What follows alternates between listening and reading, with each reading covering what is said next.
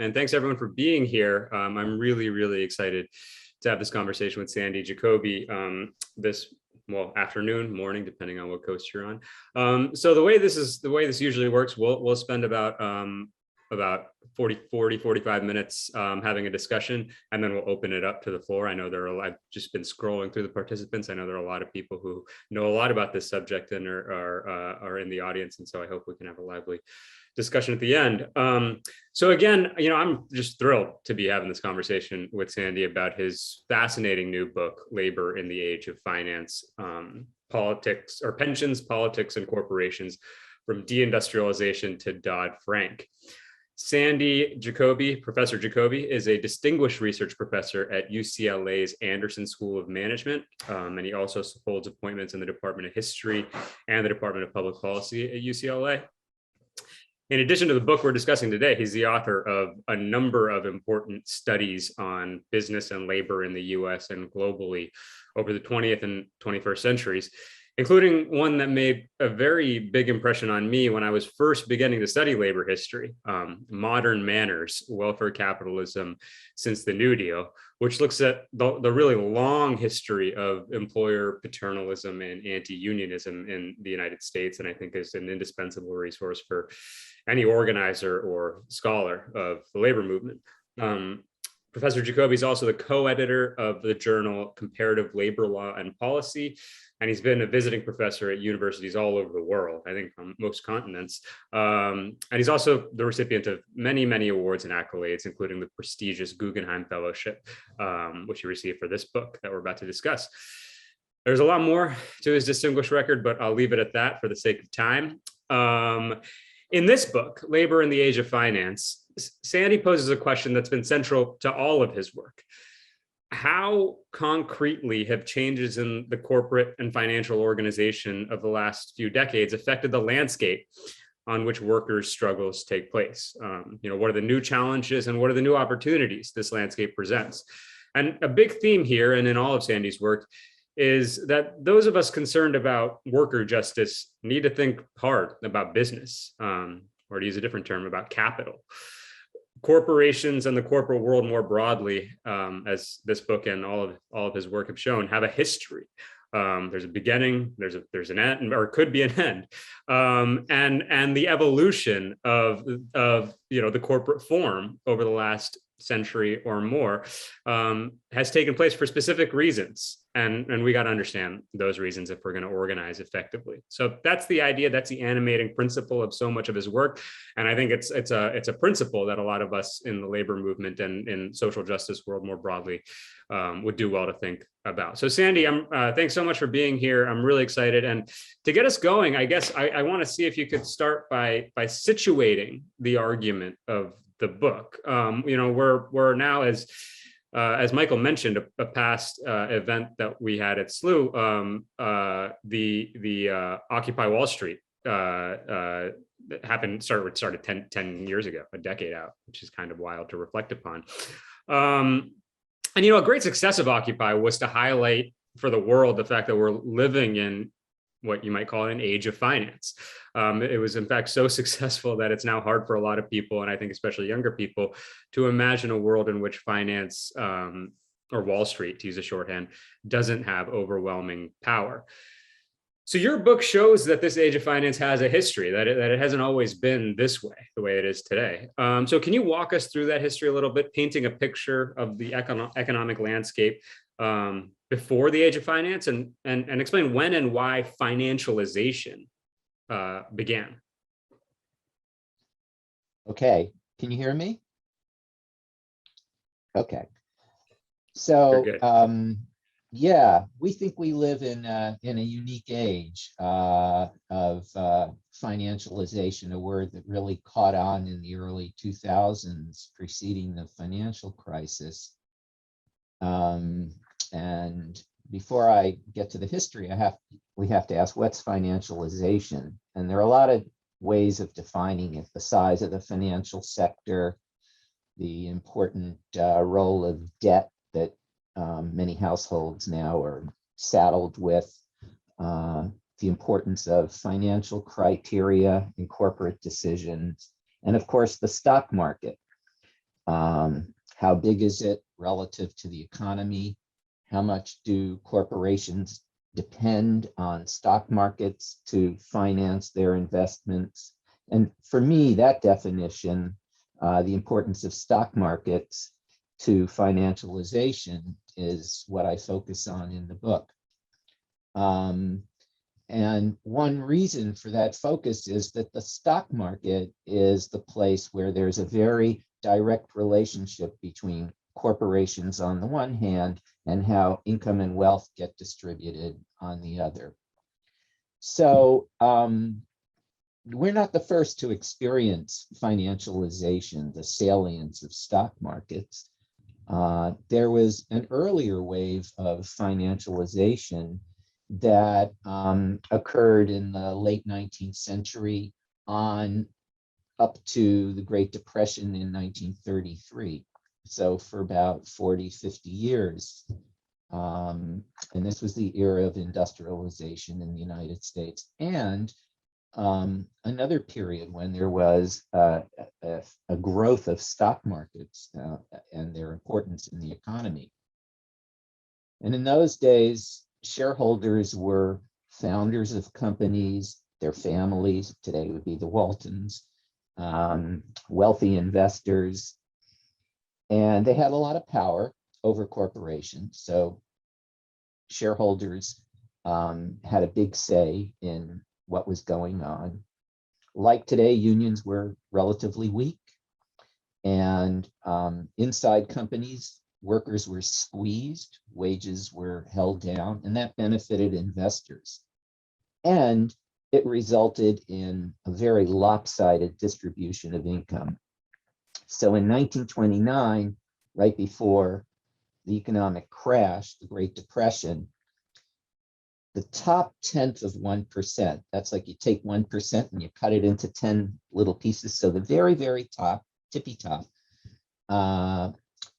own 25% of the nation's wealth. It's pretty extraordinary. And that was partly a consequence of the power of owners over corporations. Despite the power of finance, the AFL, which was at that time a fairly conservative group of unions, was pretty much disengaged from financial questions. The one exception being the labor banking movement. A number of unions started banks. Many of those banks failed during the Depression, but a few are still around.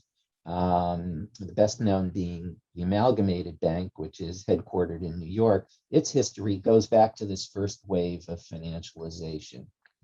Okay, the first wave comes to an end basically when the stock market crashes in 1929. And shortly thereafter, Franklin Roosevelt is elected. There's a major political realignment in the country. And we see a contraction of all these measures of financialization. For example, the importance of stock markets relative to the size of the economy falls by half between 1929 and 1960. Stock markets just became a lot less important during this New Deal era. And by the way, when I talk about the New Deal era, I don't only mean the period when Roosevelt was in office, but I mean the period from the time he was elected until the institutions that were created at that moment began to transform and decompose, which was in the 1970s. So during that era, 30s, 40s, 50s, 60s, part of the 70s, contraction of financialization is huge. Shareholders are less important. Companies don't prioritize their interests. We also see the growth of the labor movement. And the labor movement is another constraint on financialization because workers got a bigger slice of corporate income. Shareholders weren't getting as much, relatively as big a slice as before. It was a more egalitarian era when it came to income distribution as a result of these changes inside the firm. With shareholders weaker, and workers stronger. The people at the tippy top that I was talking about before are getting a lot less income. And so that top 0.1% sees its share of income cut by half between 1929 and 1960. That's huge. Okay, the party didn't last, and we then come to our own era, which it's hard to date when exactly it began. I'd say the late 70s in the Clinton years.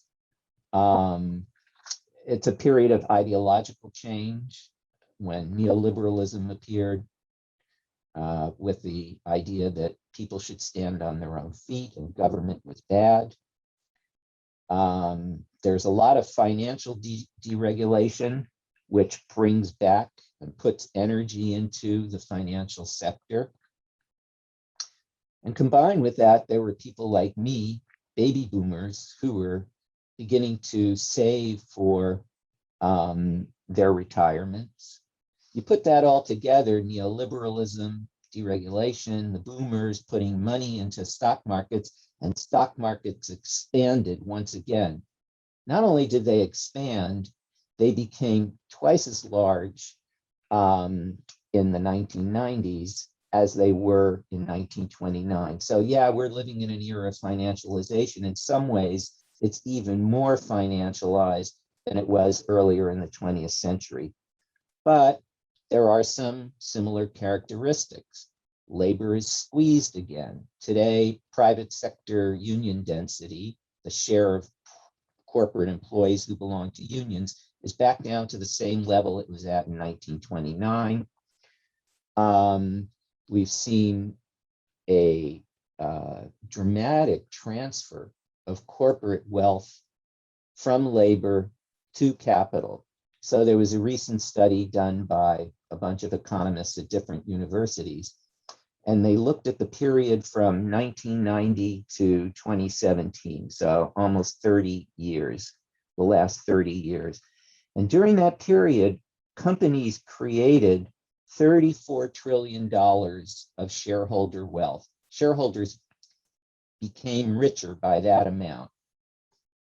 Half of that, they find through statistical analysis, was a reallocation from worker pay to investors. So $34 trillion that shareholders gained in wealth. Of that, roughly 17 trillion came out of workers' pay. And if we look at that same tippy top, the top 0.1%,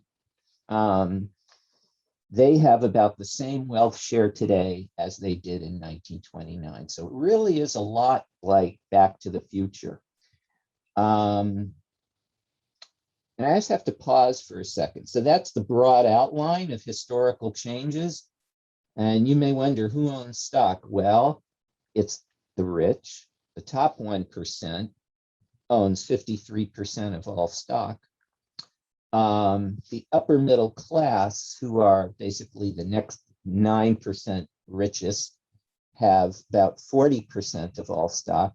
But if you look at the bottom half, the 50% poorest, the half of the country, the bottom half, that's enough. They basically don't own any stock. And if they do, they own it indirectly through their pension funds. So we're back in an era of, much like the late 19th century, where there's vast inequality, power of capital in stock markets, and corporations benefiting the wealthy who own their stock.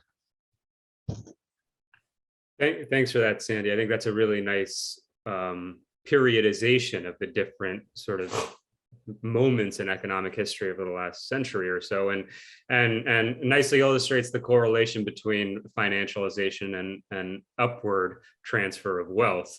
I guess I want to sort of dig into this idea of, what exactly finance is a little bit. And so, when we throw terms like Wall Street or the financial sector around, people often think of companies like Goldman Sachs, or maybe these days BlackRock. There's a massive feature on Larry Fink, the CEO of BlackRock, in the Financial Times today.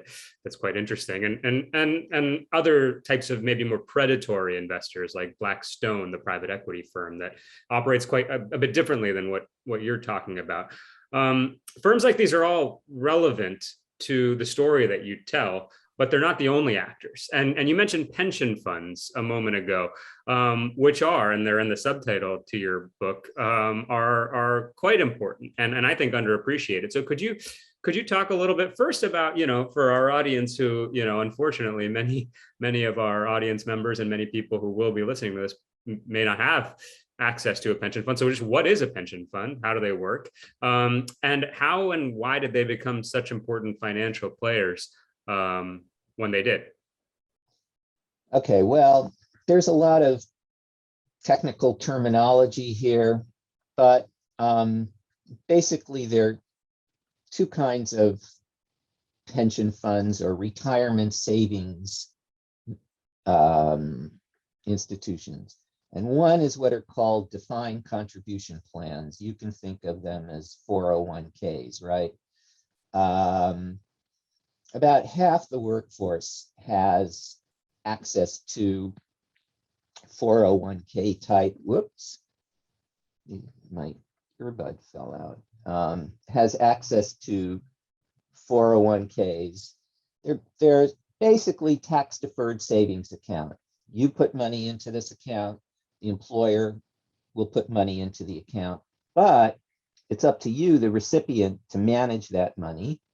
So you might have an account, your 401k is with Fidelity, and you decide, oh, I'm going to go buy a lot of stock, looks good. But what we know is that people make really bad decisions about how to manage this money that they have. So when they retire, they don't have a lot, and there's no guarantee with these accounts that you're going to have enough money when you retire to live, on top of what you get, the meager amount you get from Social Security. The traditional pension is what we call a defined benefit pension, and it's similar to Social Security in that you get a guaranteed payment. You know that when you retire, you're going to get X dollars a month until you kick the bucket.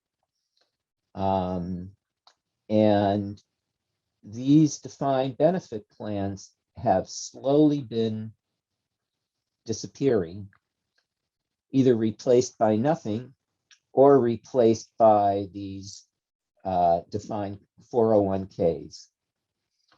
And unlike a 401k, the pension fund is professionally managed, and the employer must pay what the pension plan guarantees the worker when they retire. So who has these nice, secure, defined benefit pensions? Basically, it's government workers and it's union members. And by the way, of course, government workers can also be union members. It's a big advantage. Having this secure retirement pension is a big advantage of working for government or joining a union. So if you just look at the private sector, union members are 7 times more likely than non-union workers to have a defined benefit pension plan, which is a huge advantage of being a member of a union. Okay, let's drill down into the people who have defined benefit pension plans. There are, in the private sector, there are 2 types. First of all, they're what we call multi-employer plans. In the labor world, they're sometimes called Taft-Hartleys. Some people call them multis. Basically, they're pension plans that bring together people who work for different companies, and they pool that money into a single plan. And you find them in industries like trucking. The Teamsters have giant national pension plans, different regions of the country that include many, many, many different trucking companies who pay into this single plan. You find them in the building trades where different small building contractors will put money into a pension plan that doesn't just cover their workers, but covers workers in the entire industry. And the interesting thing about these multi-employer plans, they're only union workers. They have about 15 million participants, and they're co-administered by the union and the employer. So unions have a big say in how these plans are run. And their assets are about $500 billion, which is a lot of money. Although in some ways it's not a lot of money. The other kind of private sector plan, so I'm talking about defined benefit plans. I'm in the private sector now. I talked about multi-employers. The other kind of private sector pension plan is a single employer plan, just one company, one pension plan, and management has full control. Unions don't get to have any say about how these plans are run. And typically, these pension plans exist at large companies, predominantly in manufacturing and in utilities like telecommunications and electrical utilities and so on. And some of the plans are for non-union companies, exist at non-union companies, and some of them exist at unionized companies, like all the auto companies have single employer plans. And these single employer plans are shrinking because companies don't want to carry the risk of guaranteeing a monthly amount when you retire. They want to put all the risk onto their employees' shoulders, and the way they do it is by converting that plan into a 401k. Out of the private sector into the public sector, that's where the money is. And it's the state and local pension funds that are the giants in this world. And they have over $5 trillion in assets. And in blue parts of the United States, like California or New York, or in blue cities like New York or Los Angeles, these big public pension funds do have union members who are trustees. So unions have some direct influence. And 4 out of the 5 largest public pension funds are from California and New York. And the biggie is here in California, the California Public Employee Retirement System, or CalPERS. So that's what the pension world looks like. Great. No, I think that's thanks for that overview, which I think is really helpful for a lot of folks. And so these are you've described the public plans and the private plans, and we're talking about defined benefit pension funds. And one of the arguments of the book is that these pension funds were big actors in the process of what we've called financialization. In addition to the big banks that we are famous, and other companies that we've heard about, pension funds themselves were active in this thing that you call the shareholder revolution. So could you talk a little bit about what this was and how pension funds fit into the story that you're telling here about the fall of the New Deal order, the rise of this new age of finance, and the shareholder revolution? Well, the curious thing is that the shareholder revolution, which we can date to the 1980s, was propelled in part by these large public pension plans. And out in front of the pack was CalPERS. And how did that happen? Well, until the 1980s, most public pension plans had very low caps on the amount of stock that the plan could invest in. Stock was seen as too risky to invest in to guarantee a fixed amount when somebody retired.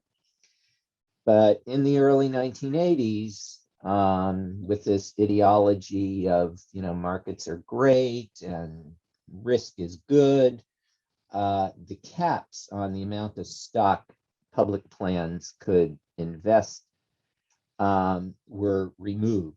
So plans like CalPERS started buying up lots and lots and lots of stock. And CalPERS got in the business, since it had all this stock, of pushing companies to give CalPERS and other investors more money from the company and more power. And why did they do this? Well, mostly it was an economic motivation. The more money they got on their stock investments, the more money they would have to pay for the retirement of baby boomers, and then the less money they'd need to get from the state to put into the pension fund. There were other factors to do with who were the people running CalPERS, but that's the story in a nutshell. And so what CalPERS did, together with other large public pension plans,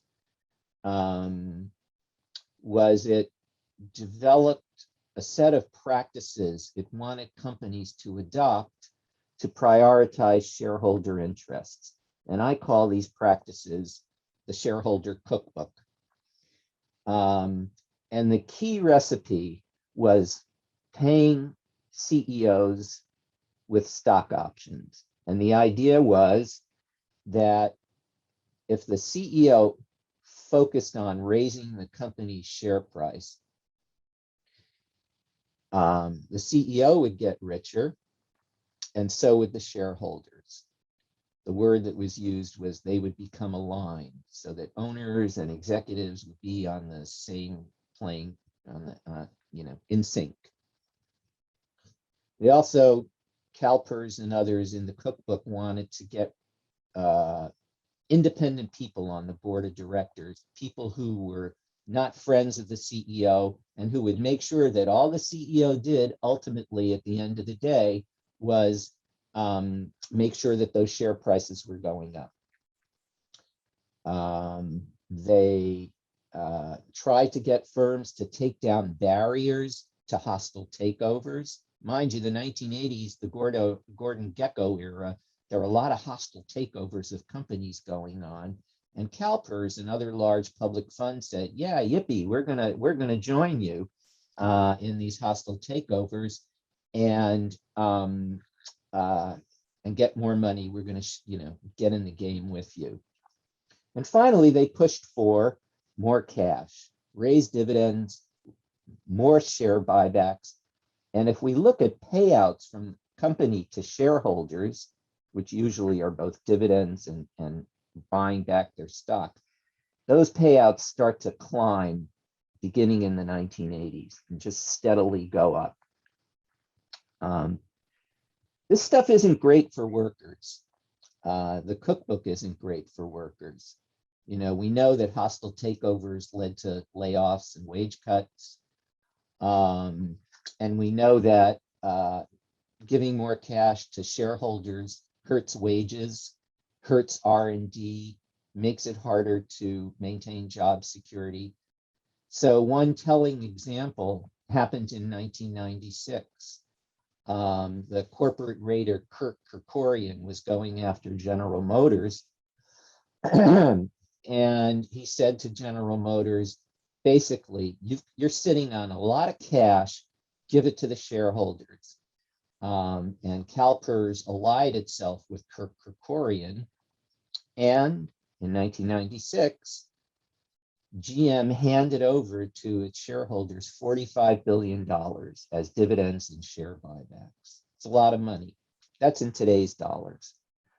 That same year, GM workers in the new contract took a 20% cut in their starting pay.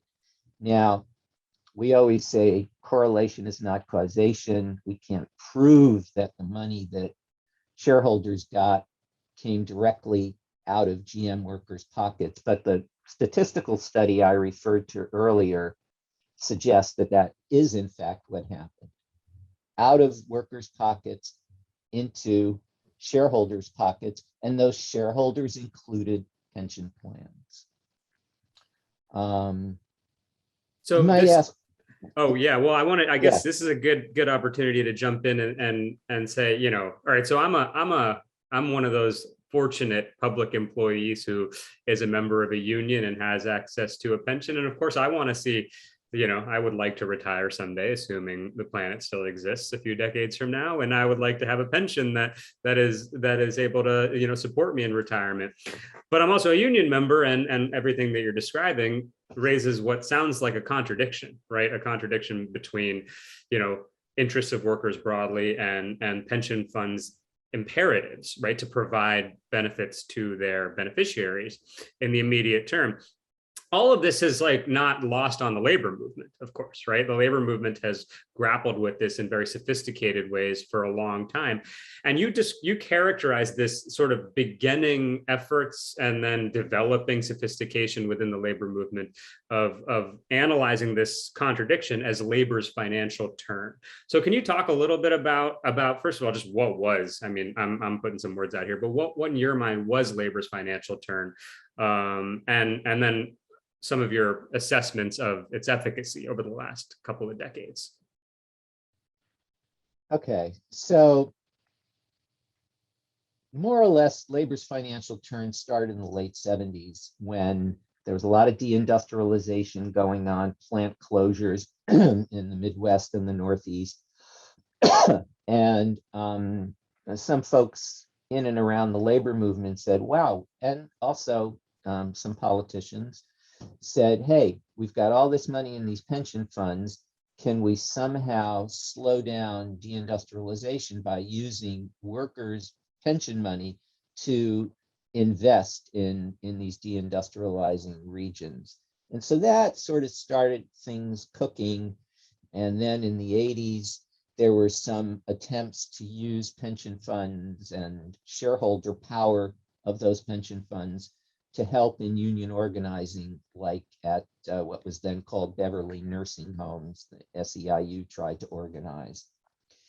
But things really took off in the 90s when the labor movement said, our numbers are going down, and if we don't put organizing front and center, we're going to disappear.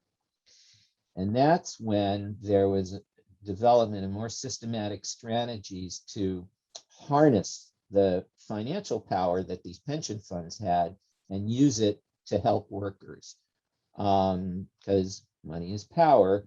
And so labor tried to leverage these pension funds into a source of power for the labor movement and for workers. And one way this was done, so if you're a shareholder, you're allowed to make up, offer a resolution at a shareholder meeting, and all the shareholders get to vote on it, okay? Looks like they call it shareholder democracy. The problem is that companies don't actually have to pay attention. Even if 99% of the shareholders say we want X, company can say, oh yeah, thank you. Well, 99% of you want it, but screw you, we're not going to listen. But if they don't listen, it can create problems. And so a well-aimed shareholder proposal, generally said to be one that draws more than 40% of votes, has the potential to damage a company's reputation, embarrass the CEO, force the company to get together with whoever sponsored the proposal and say, okay, let's see what we can work out here. And unions, through their Taft-Hartley plans, the multi-employer plans, and also with help from friendly public pension funds in blue places of the country, began to use these shareholder proposals as part of organizing drives. So if they had a beef with a company, one of the things they could do was go to the shareholder meeting, file a proposal saying that, for example, the CEO's pay needed to be, the way it was determined needed to be rejiggered because the company's share prices weren't very good. That would embarrass the CEO.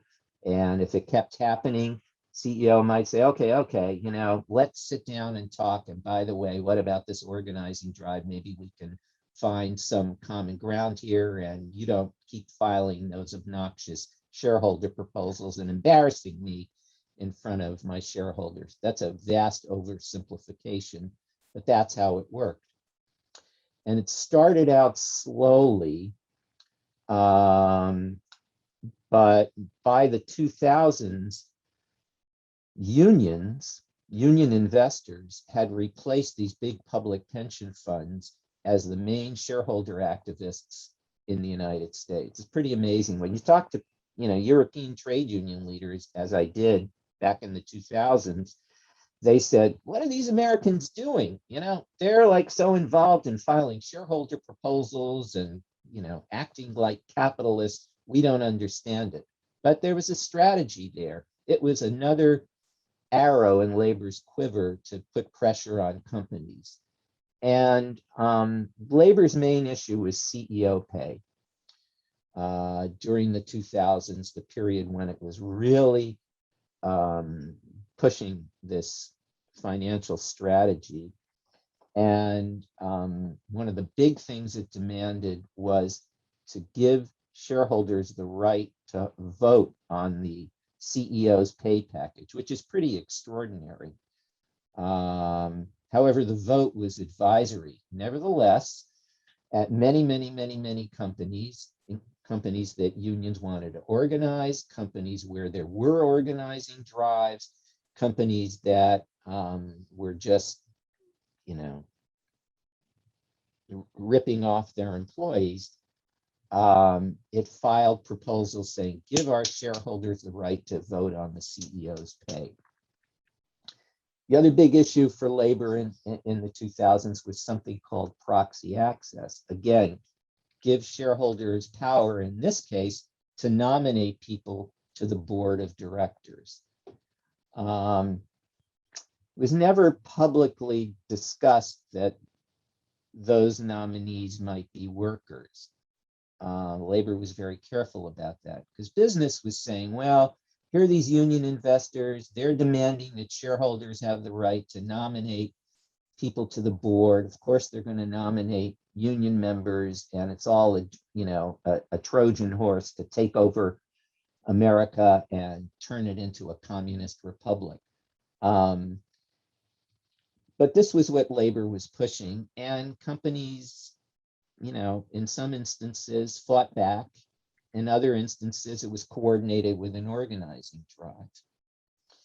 So that was one part of the financial turn. The other part of it was getting much more involved in financial regulation. And for all of the 20th century, until this financial turn, labor was AWOL when it came to financial regulation. That began to change.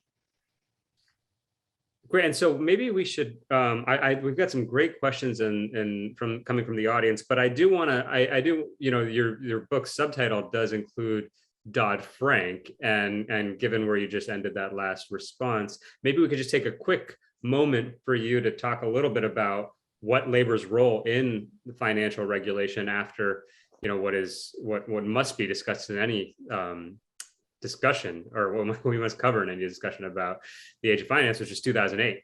So after 2008, there is a move within the Obama administration to introduce some additional regulation. Passes in 2010 as Dodd-Frank, and you describe labor's role in it. So can you talk a little bit about labor's role in regulating the financial sector after 2008, and then we'll move into audience questions. Yeah, so just real quick. Yes, labor was involved in writing the Dodd-Frank Act and also implementing it after it was passed. And this was a huge change from the past. During the 1930s, when there was a raft of financial regulations under Roosevelt, labor didn't play a role. In the 1940s, when the Bretton Woods Agreement was signed that regulated capital flows around the world, labor wasn't involved. But Dodd-Frank was different. And there were labor people involved in it, as I said. One important figure came from the AFL-CIO, Damon Silvers, who has a JD and an MBA and knows a lot about finance. He was sitting on a very important panel that oversaw how the government would give money to banks and companies that were in trouble. There was an organization called Americans for Financial Reform that was involved in lobbying, and it was basically a labor organization and labor funded.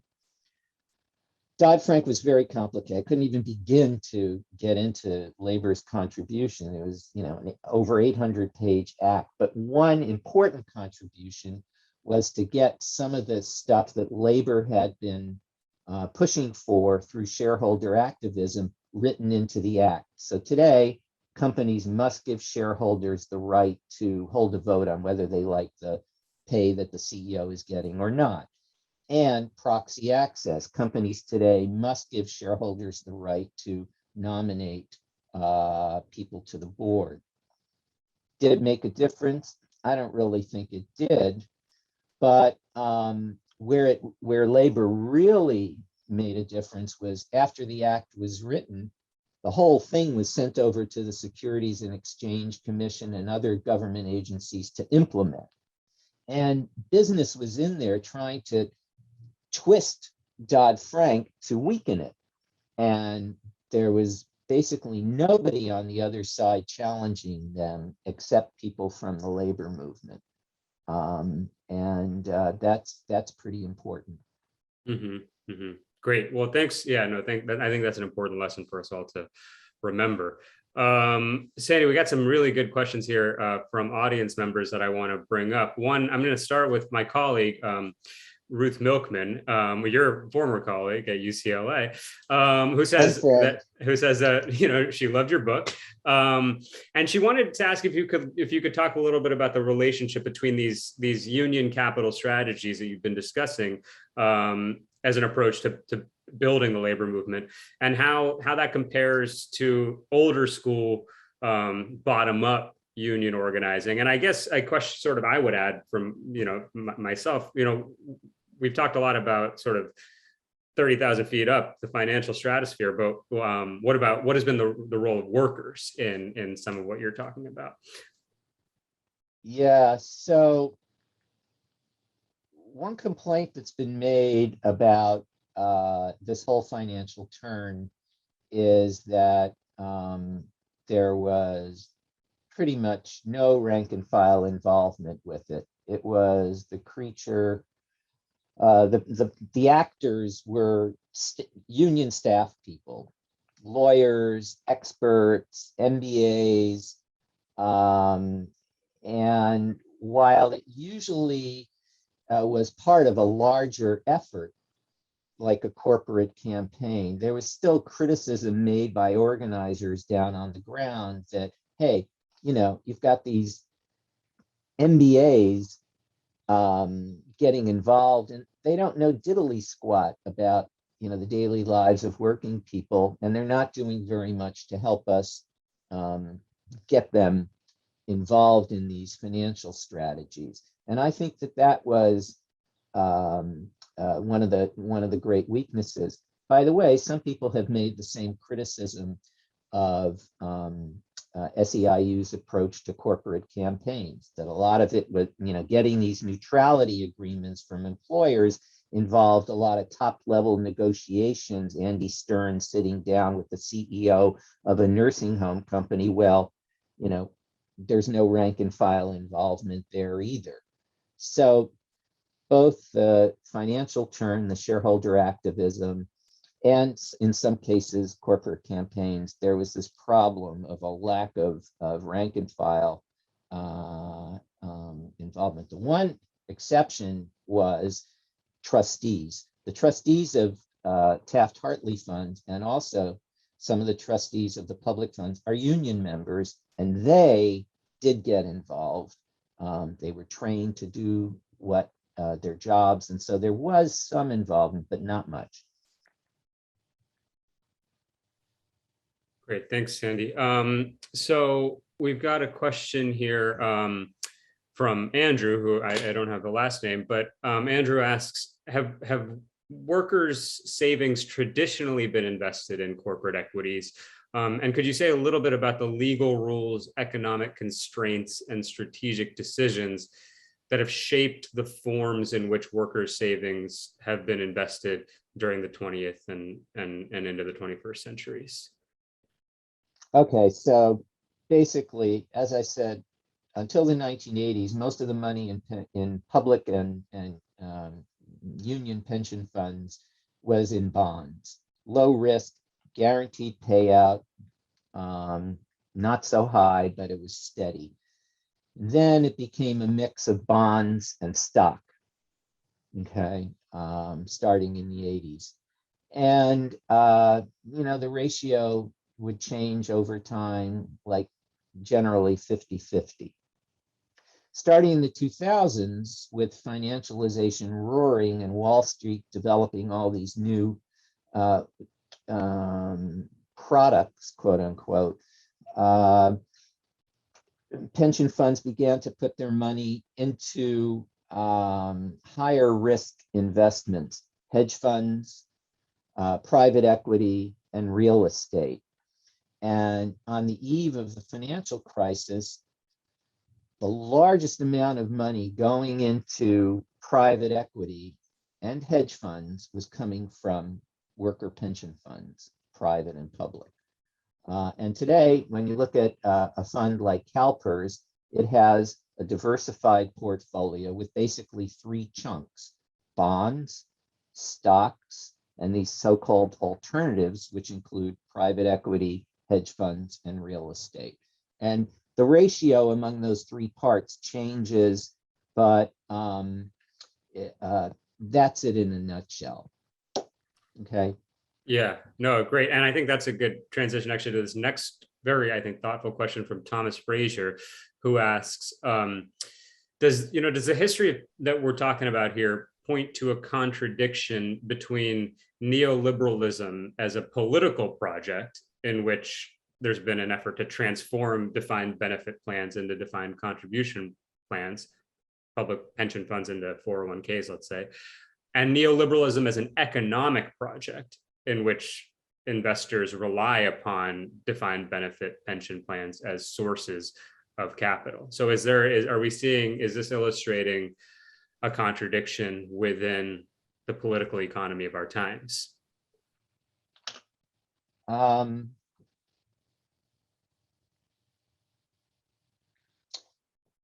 I don't know that it's a contradiction. I think that the political project of neoliberalism was to shrink the role of the state, to shrink government, to shrink social welfare spending, and to do that through deregulation, and this more so in Europe, but here in the US too, through privatization.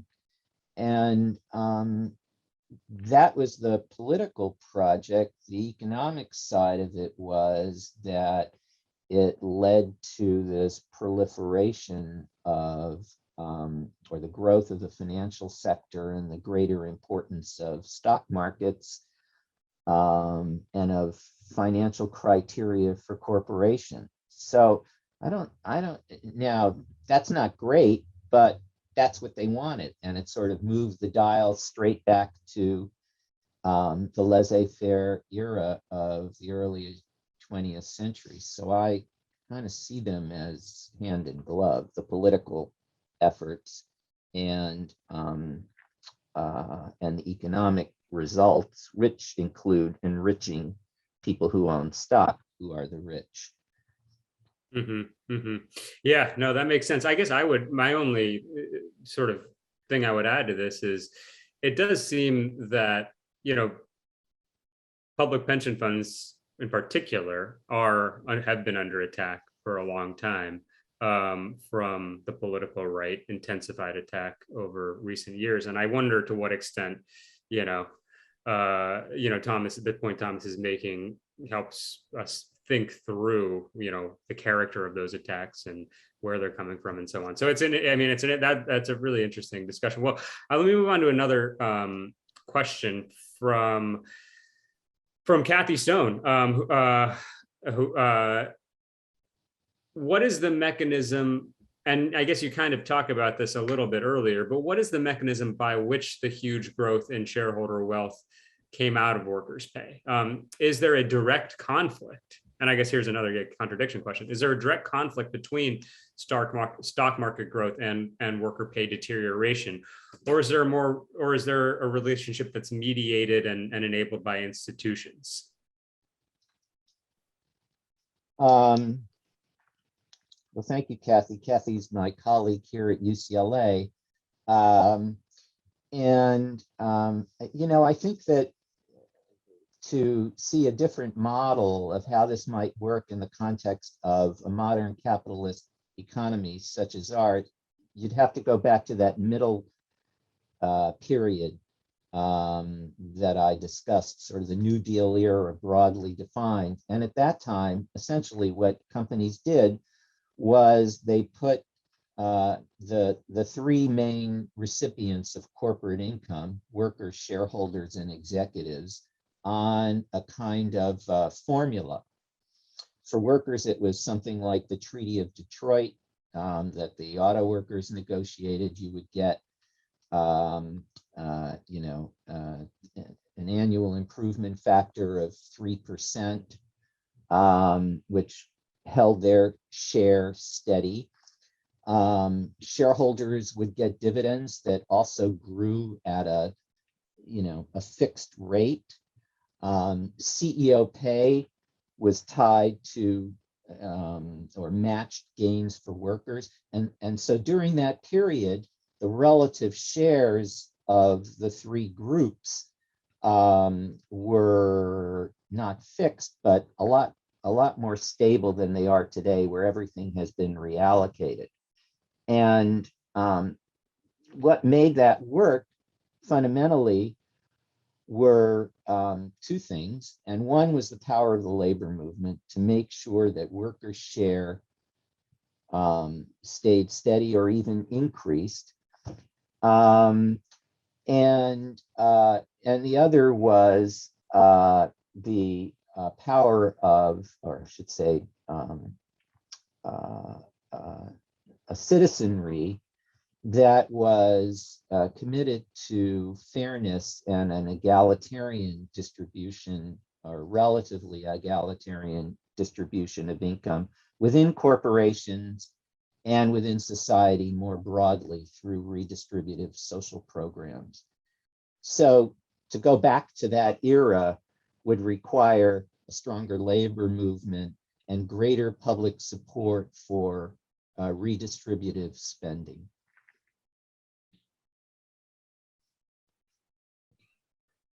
Thanks, Sandy. So I think we've got time for maybe one last question, and I think this is a great one to close on, actually, from John Marshall, who knows a lot about this subject. He says Sandy's really looking forward to reading the book, and he was very intrigued by the discussion of financialization in the earlier period and the rise of the amalgamated bank and so on.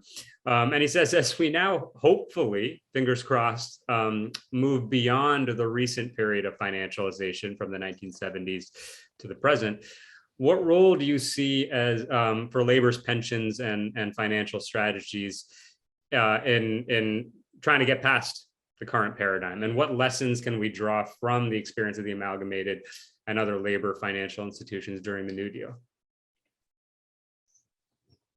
Well, I think in some ways the financial turn and its embeddedness in pension funds, while it had some tactical advantages for organizing, also created some blinders, if you will, to the downside of shareholding. And pension funds need stock, but if you start to think like a pension fund, then you're going to ignore issues like share buybacks, which are huge, and labor didn't have much to say about them until very recently. I think what what John Marshall is asking in a way, I suppose, is there another way? Is there another kind of financial system that could exist? And yes, there have always been alternatives on the fringes, like cooperatives, like labor banks, and oddly enough, these alternative institutions for amalgamating capital and using it for productive purposes were much more prevalent in the early 20th century than they are today. There were more cooperatives, there were labor banks, credit unions, things like that.